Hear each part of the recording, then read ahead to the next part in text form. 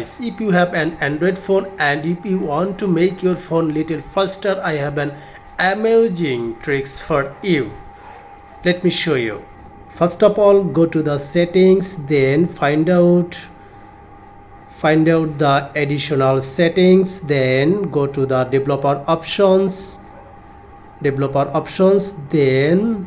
go to the way down. All right, and look for window animation setting, window way down, and look at window animation scale, transition animation scale, animation duration scale.